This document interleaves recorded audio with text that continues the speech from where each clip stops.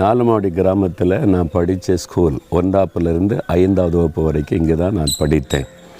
இந்த ஸ்கூலில் தான் நான் படித்தேன். ஆனால் அவனெல்லாம் எழுத பழகினது இங்கே தான். தரையில் மண்ணில் தான் முதல்ல எழுத பழகினது. அப்புறம் ஏட்டில் எழுதி கொடுப்பாங்க. அப்படி தான் நான் இங்கே படித்தது. மறக்க முடியாத அனுபவங்கள், ஓடி விளையாடின இடம். உங்கள் வாழ்க்கையில் அப்படி ஒரு இடம் இருக்குல்ல, உங்கள் கிராமம், நீங்கள் படித்த இடம், பட்டணமாக இருந்த பட்டணம், அதெல்லாம் இருக்குல்ல, அதெல்லாம் மறக்க முடியாத அனுபவங்கள்.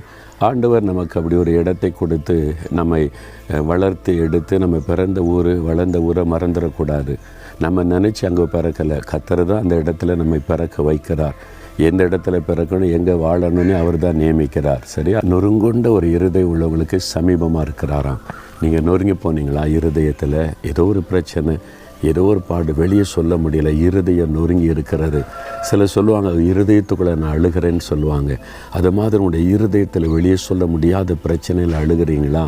இயேசு உங்களுக்கு சமீபமாக இருக்கிறார். உங்களை ரட்சிக்க, உங்களை தேற்ற, உங்களை பலப்படுத்த, இன்றைக்கு அந்த காயத்தை மாற்றி ஆறுதல் படுத்தி ஆசீர்வதிப்பார். பயப்படாதுங்க.